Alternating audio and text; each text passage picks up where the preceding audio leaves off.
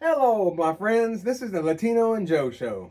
Anyway, here we are today. My wife decided we should sponsor or we should showcase a cat every week. So this week we've got Daku with us. Get Daku. You want to say hello, Daku? I'm here, Daku. This is Daku. Daku is a 4-year-old tabby black with a bad attitude. He's definitely bipolar. Anyway, third grade. I had a bully, and my sister handled him by giving him a kiss at the bus stop, and he was in 6th grade. The rest of the 3rd grade, nobody messed with me because even though my sister said she taught me early on that she can win people over with kindness instead of violence. Yeah. 4th grade was the first year that I entered the spelling bee, and I am quite the smart guy. In 4th grade, I was the first runner-up. And then the 5th and 6th grade, I won the spelling bee. And that's pretty much all of my eventful things for elementary school, other than the fact that I excelled in all the sports. I was really, really, really good at football. I didn't win, but I would compete in running. And I played a little basketball, and I played soccer. I didn't play much baseball. My stepfather was a professional baseball player, but I wasn't very good at it, so I didn't play much baseball.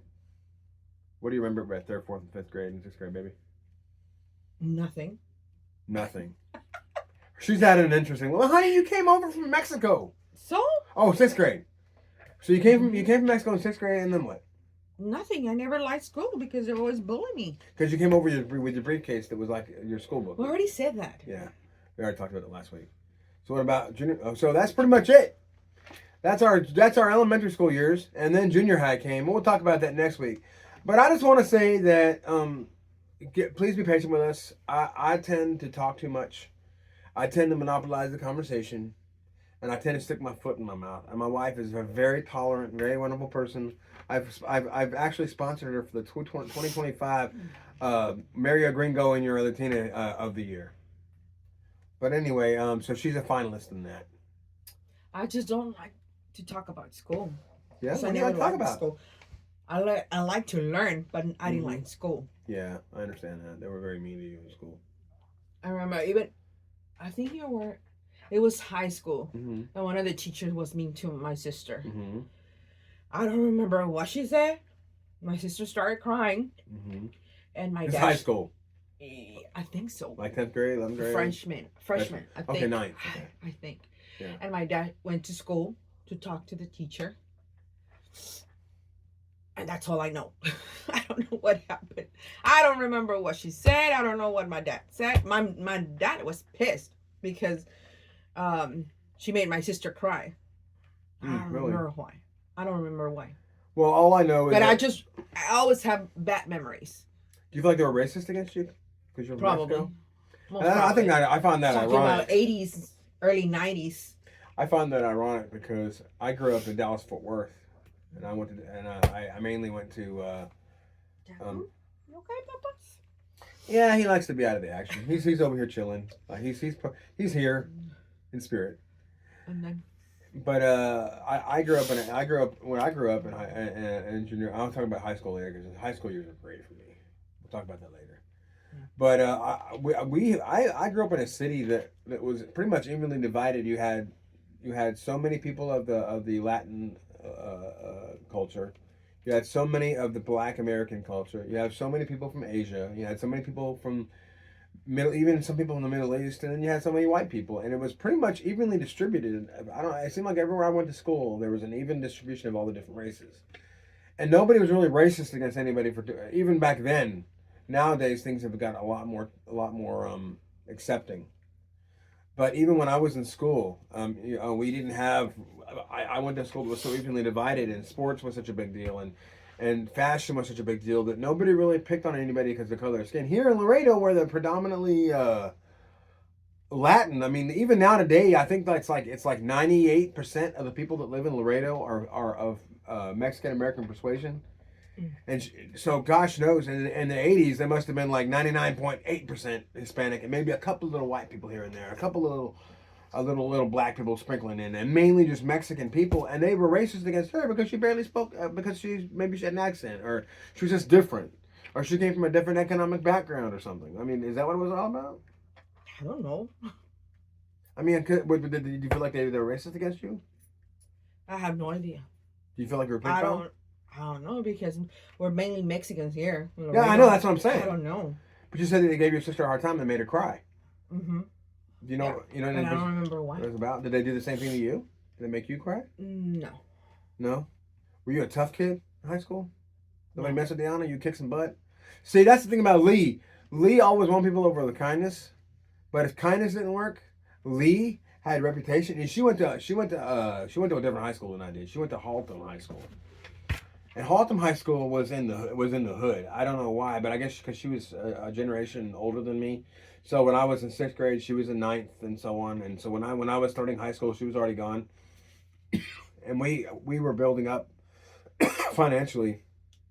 And my sister went to Haltom High School, and even in Haltom, which was supposed to be a tough high school, she had a reputation as you don't mess with Lee, because Lee was like she would. There was one guy he was this was like 80s, when she was in high school, it would be like 80, 81, and some guy was raping girls. Some young adult male was going around in his Camaro and picking up girls and raping them. Well, they picked up my sister. He picked up my sister, and she cut his face with a mirror, and miraculously, at least for her senior year, all of those rapings stopped. And probably because my sister Lee scared the crap out of him. So, like I said, she would always try to win people over with kindness first. That kid, Carrie Satterfield, She didn't do that with me. No. No, but she got us back together. She's like, my poor brother, oh, he's so depressed. He misses you so much. And I did. I got a bad case of Deanna IR Teagues. Back when I had a bad case of the Deanna IR Teagues, man. I was smitten, man. I will never be any good for any other woman. I am in love with my wife, man. Let me tell you that much. I love my wife. They say, hey, nowadays people don't stay. No, that's because they haven't found the kind of love that I have with my wife. There is no other woman for me. That's it. I'm done. And as much trouble and much crap and as much frustration as I put her through, maybe that's not the same thing for her, but she doesn't want to tolerate another man's nonsense. Right, honey? I've ruined you for other men because I've been so much of a headache, right? Yeah. Anyway, I guess that's number 2 in the books. Anything you want to say? No, I just never liked the school. You never liked your school? I'm sure. Not learning. I like to learn. I just didn't like the school. Remember, I told you guys, she's super duper smart. Super duper smart. I just hated math. Who likes math anyway? I hate math. Math sucks. I can tell you, like my senior year, I had algebra, and I didn't know anything about algebra. Nothing. You should make the algebra. And I at the end of the year, I got a 70 just to get a credit. At least you made. You know how? Because I was so good that the teacher saying, "She's good. Here's your credit." Honey, I never passed. At least you made the algebra. You know, I didn't. You know how high up in math I got? Pre-algebra. I got to as a senior in high school. I did pre-algebra, and I barely passed that. It's not because I was stupid. It's because I hated math and I didn't want to try. I'm not gonna sit there and say I'm stupid. I just didn't like it. I wasn't interested in it, and I wound up having to take. When I went to college later, I had to wind up taking those math courses, and I wish I would have taken them in high school because they were a lot harder in college. I'm gonna tell you what. Anything you want to say, Daku? You like math, Bubbles? Come here, Daku. Okay, he's over there sitting down behind you. Yeah, he's got my back. He always told me he has my 6. He does. He's got my back. All right. See you guys next week. No, that was it. Well, actually, if you guys else want to talk about graduation. Great. Tell me about graduation. I took my GED and got out of high school. I didn't have a prom. I didn't go to the prom. I didn't have any. No. We graduated, my sister and I, and we got a little dinner with my parents and 2 of my aunts, my dad's sisters. I already passed away. And that was it. We had a dinner at home. So you didn't take your GED. You actually went to. It's a diploma. Yeah, okay. High school diploma. Right. But I didn't have a prom or party for, how do you call it, like The prom and the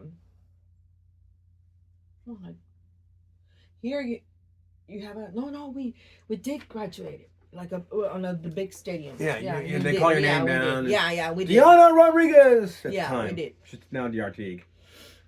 But yeah, we did. But I didn't have a prom. Like I barely finished school. One of my brothers dropped out and didn't finish school.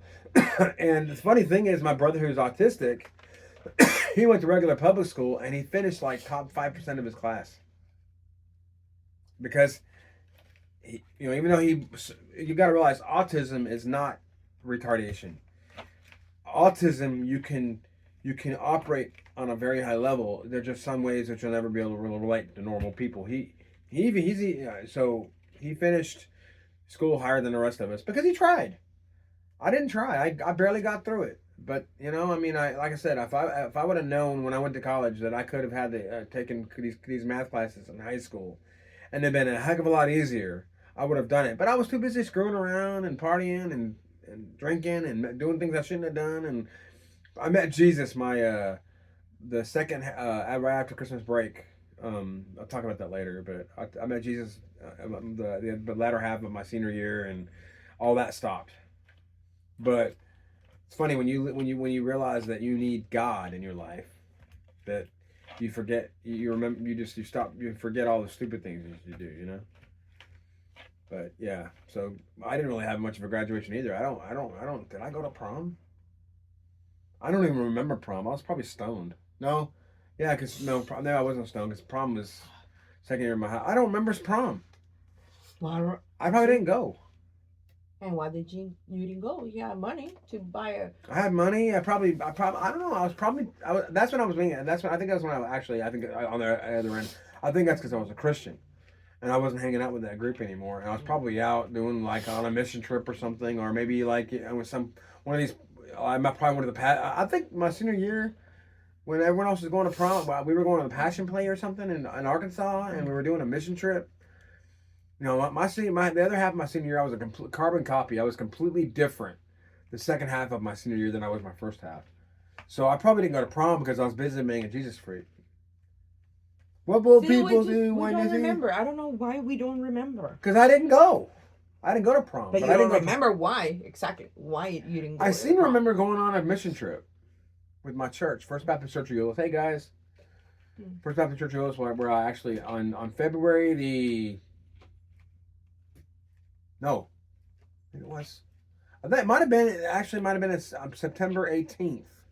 It seems like what September 18th, 1988. I became a Christian. So actually, it was before Christmas break that I became a Christian, but it took a few months for me to get rolling. But once Christmas hit and I had all the Christmas play, I think that's what it was. I think it was Christmas and all of the choir practices and learning about Jesus and about Friends are Friends Forever. That's when that was a really big song. And I just, the farther the year went along, the more and more I got on fire for the Lord. And I went to the next year. I stopped hanging out with all the people at school. And I played sports because I was obligated, but I didn't hang out with the athletes anymore. I was too busy at church. And it wasn't just because I felt obligated at church. I had a really, really good time being a Christian.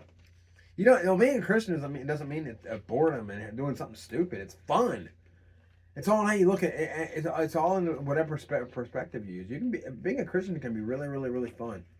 I have fun being a Christian now, except when certain things happen at church. But anyway, what do you think, Naku? Wanna go outside? He's just chilling like a villain.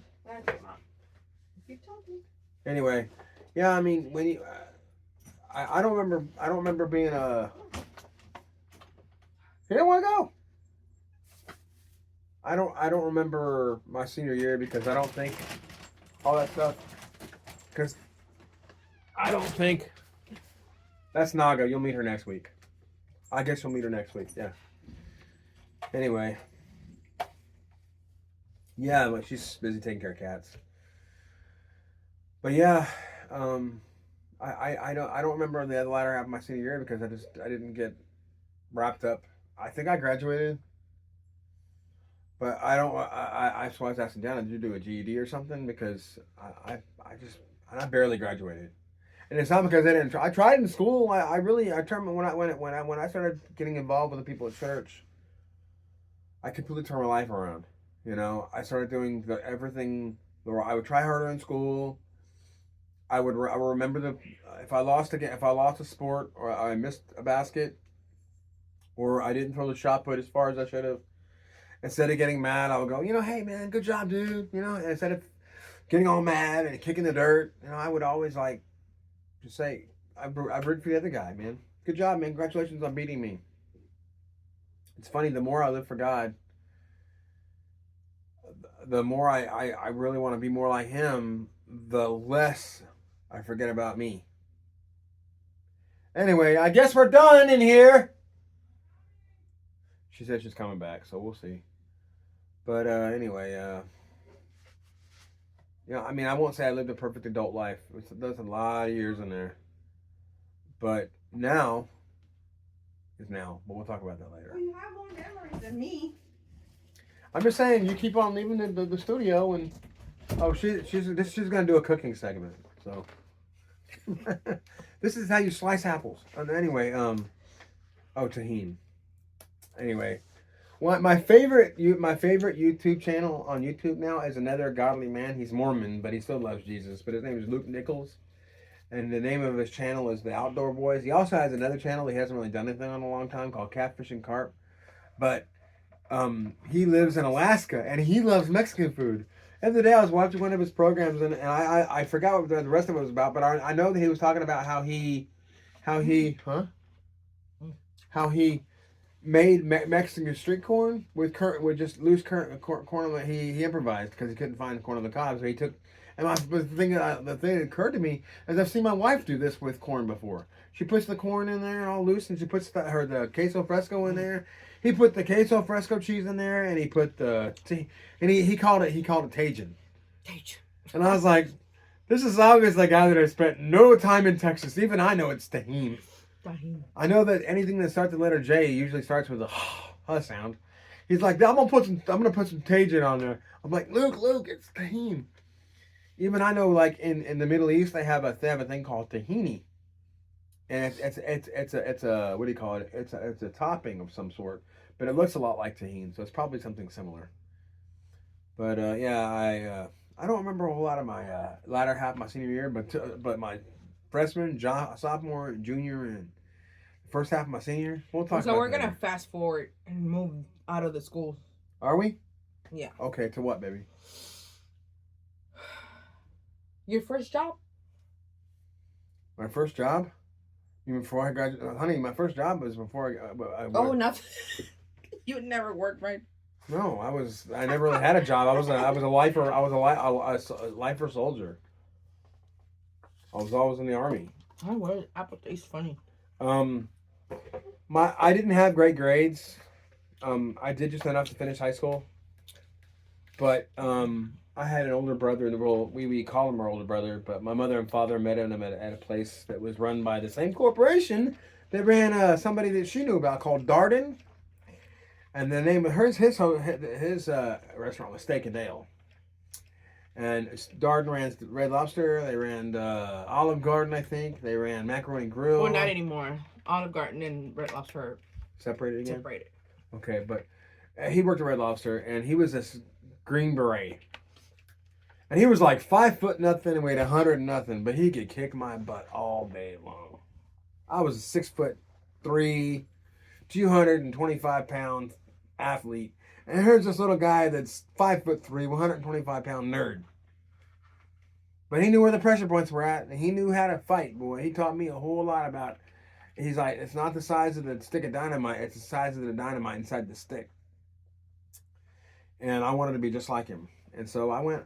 The only thing I really was eligible for was a military career. So I literally, I started. As a matter of fact, I enlisted as soon as I could, and I became 18 before I started my senior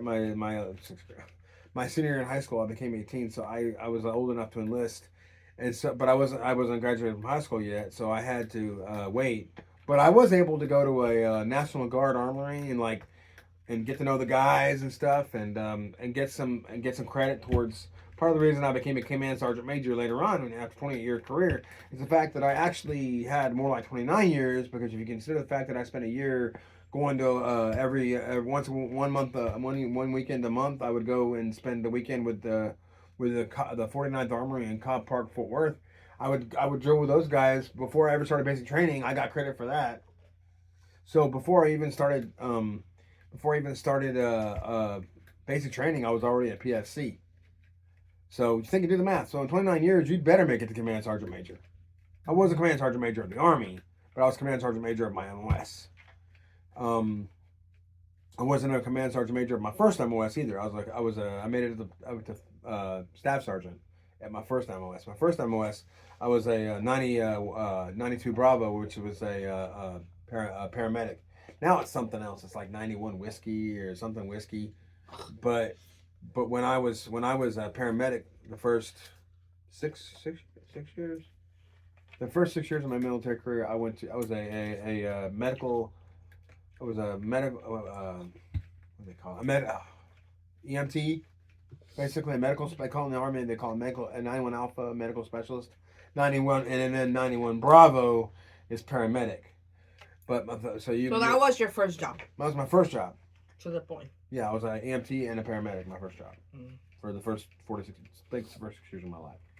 My first job was at a daycare around the corner of my house. This house, or the house where you lived? The School of Wonder? No, different one. Yes, a different one. That's it. Just don't say the name. Who cares? Nobody cares. You're right. It doesn't matter. It's relevant. My first job was at a daycare.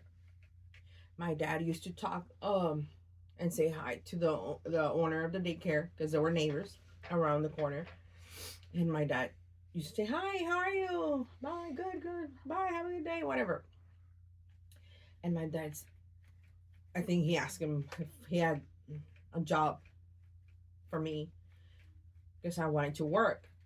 And I did. I started working as a teacher assistant. And then, hey, pretty girl, a teacher assistant, and then I worked for that daycare for 10 years. Wow. 7 or 10, I don't remember.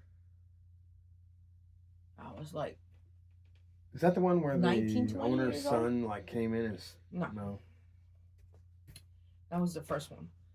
And from there I went to another one. I worked there for 5 years, and then from there I went to 2, 3 more, and just spent like a couple of months because they were pretty bad. And then the last one, it was the one by Shiloh. I worked there 9 years. All my life. There, the daycares. Yeah.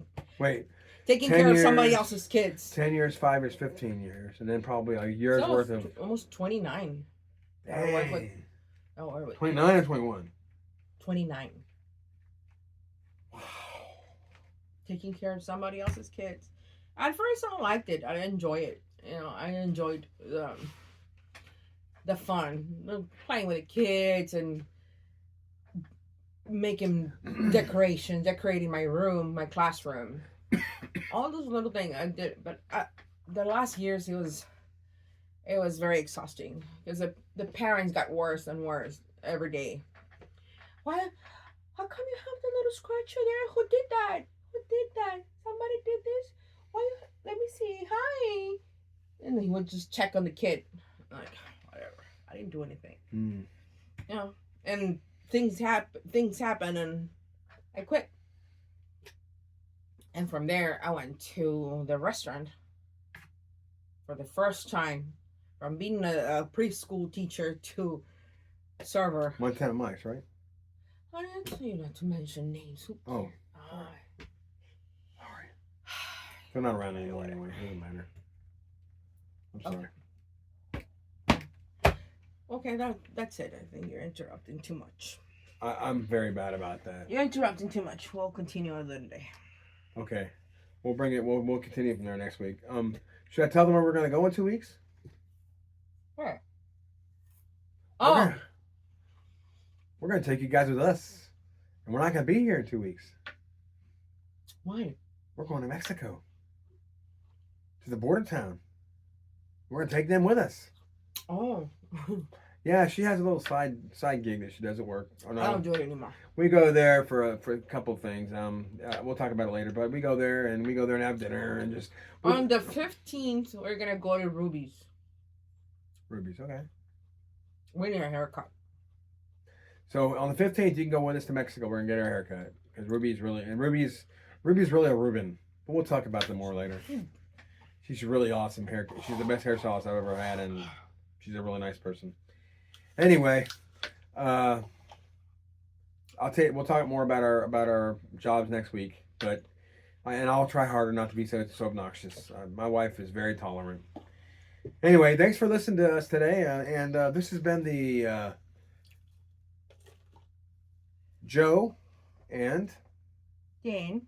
show. I guess that's a peace sign. It's a piece of an apple. All right, we'll see you guys later. Check it.